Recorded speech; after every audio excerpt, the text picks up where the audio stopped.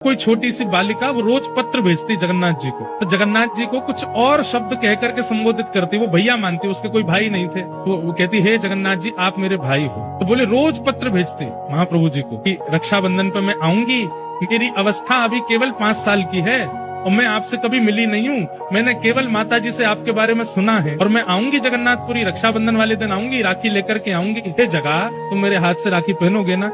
ऐसे बोले महाराज जी। वो रोज पत्र भेजती थी और हर पत्र में दिन लिखती थी। अब रक्षाबंधन में इतने दिन और रह गए, इतने दिन और रह गए, इतने दिन और रह गए। बोले मैंने वो पत्र पढ़े और पत्र पढ़ करके उनको पत्र वापस भेजा उसके निवास पे कि मैं मंदिर का ही एक अधिकारी पत्र लिख रहा हूँ। मैंने तुम्हारे सारे पत्र पढ़े और सब जगन्नाथ जी को अर्पित किए। रक्षाबंधन वाले दिन तुम आ जाना और मेरा दफ्तर यहाँ है, मेरे दफ्तर पे आके अपना नाम बता देना, फिर मैं तुम्हारा हाथ पकड़ के लेके जाऊंगा और महाप्रभु जगन्नाथ जी को राखी पहनवाऊंगा। बोले महाराज जी मैंने उसको पत्र लिख दिया। रक्षाबंधन वाले दिन मेरे को भी प्रतीक्षा थी कि वो एक छोटी लाली, उसके इतने पत्र आ चुके हैं, वो आएगी, उसको लेके मंदिर जाना है। तो बोले एक हमारा समय रहता है, हमको व्यवस्था देखने के लिए मंदिर में जाना पड़ता है। तो वो समय आ गया था, तो मैं अपने अधिकारियों को बोल गया कि एक इस नाम की कन्या आवेगी और वो मेरा पत्र लेकर के आएगी, मैं उसको लेके जाऊंगा फिर मंदिर। बोले हम व्यवस्था देखने के लिए गए, व्यवस्था देख करके आए तो मैंने पूछा अधिकारियों से कि कोई लाली आई थी क्या छोटी? बोले हाँ, एक 4 साल की 5 साल की बालिका आई थी और आके थोड़ी देर बैठी रही, पता नहीं कहाँ चली गई। बोले मैं फिर ढूंढने निकला, पता नहीं कहाँ चली गई बेचारी, इतने साल से पत्र लिख रही है, इतने दिन से पत्र लिख, उससे राखी तो बंधवा दे।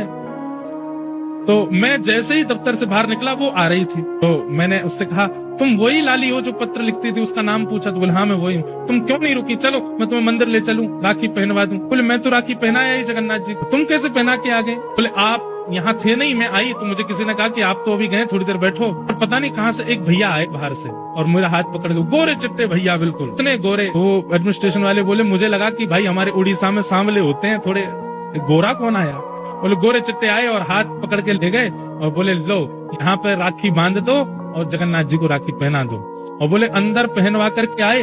महाराज जी आश्चर्य की बात ये थी कि मेरे मंदिर से निकलते और मेरे लौटने तक इतनी देर कपाट बंद थे, महाप्रभु जी के, जगन्नाथ जी के दर्शन हो ही नहीं रहे थे। फिर वो राखी कैसे पहना के आई भीतर? मैंने उससे पूछा तुमने राखी पहनाई, जगन्नाथ जी को देखा? बोले हाँ। मैंने कहा मुझे दिखाओ कहाँ बांध के आई हो? तो बोले भीतर लेके गई और द्वार के पास ही एक स्थान पर जहाँ पे बंद बनाया जाता, भीतर लोग ना जाएं, वहाँ राखी पहना करके आई। कपाट बंद थे, वो भीतर कैसे गई? बोले गोरे गोरे भैया लेके गए।